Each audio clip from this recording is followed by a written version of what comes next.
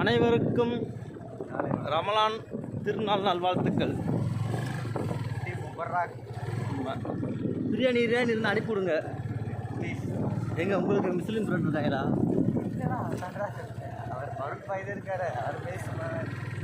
Contact தேடுங்க.